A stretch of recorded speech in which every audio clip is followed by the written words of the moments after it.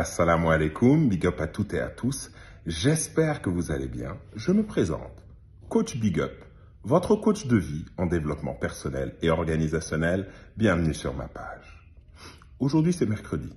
Le mercredi, chez Coach Big Up, c'est le mercredi de l'entrepreneuriat. Je m'adresse aux entrepreneurs. Vous savez, quand vous lancez une société ou vous lancez un projet, là, au début, vous cogitez. Vous commencez par des heures, puis ça devient des jours, des semaines, des mois, des années. Vous réfléchissez, et puis patatrac, rien du tout. Ça vous est déjà arrivé? Aujourd'hui, nous allons voir les pièges du perfectionnisme qui plombent notre business. Mais avant cela, chers amis, mesdames et messieurs, chers membres du Big Up Style, le bus, je vous demande d'aller sur tous les réseaux sociaux. Oui, j'ai bien dit tous les réseaux sociaux. Tous les réseaux sociaux, toutes mes pages. Et s'il vous plaît, il faut aimer, suivre, partager et commenter. Merci d'avance. Alors, quels sont les pièges qui plombent notre business dans le perfectionnisme? Il y en a 3. Le premier, c'est de vouloir sortir un produit parfait. On l'améliore. Et finalement, on ne le sort pas. Je vais vous citer un exemple simple. Quel que soit le téléphone que vous ayez, il y a des mises à jour à faire. Donc le téléphone, quand il est sorti, il n'était pas parfait. Ils se sont rendus compte après qu'il y avait des choses qui ne fonctionnaient pas correctement. Et ils ont dû faire des mises à jour. C'est comme ça qu'il faut raisonner.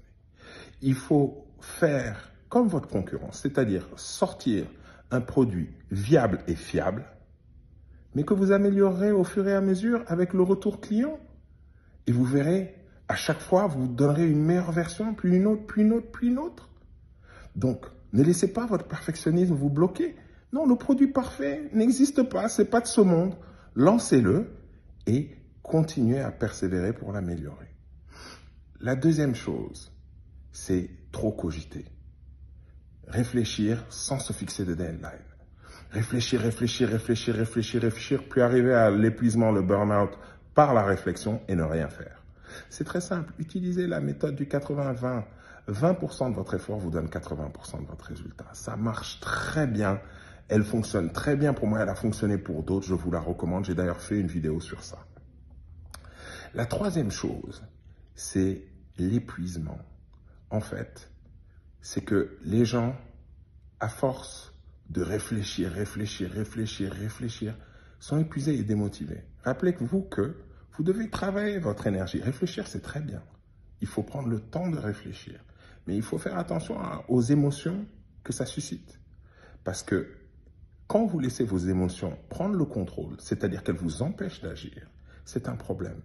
Et là, ça plombe votre business parce que si vous êtes stressé, vous allez justement dans l'épuisement, le burn-out, la dépression, et puis il n'y aura pas de business.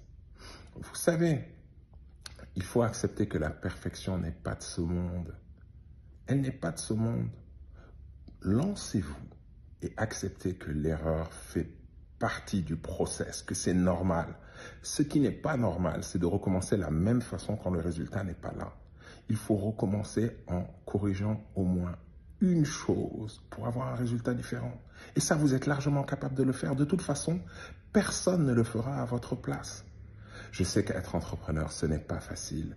Je suis passé par là. Si vous voulez, je partagerai de mes expériences avec vous. Mais partagez avec moi en commentaire quelle est la clé que vous allez mettre en premier en place.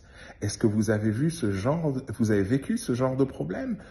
Quelle solution vous proposez? Sur ces bonnes paroles, je vous demande encore de le partager parce que ça peut vraiment être utile à quelqu'un. Et je vous remercie de nous avoir suivis et vous souhaite une excellente soirée pleine de bonnes choses. Big up la familia.